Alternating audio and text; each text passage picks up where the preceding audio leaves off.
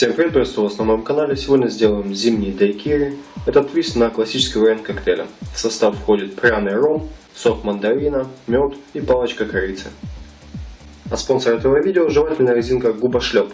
Надул, шлепнул и пошел. Ссылка в описании.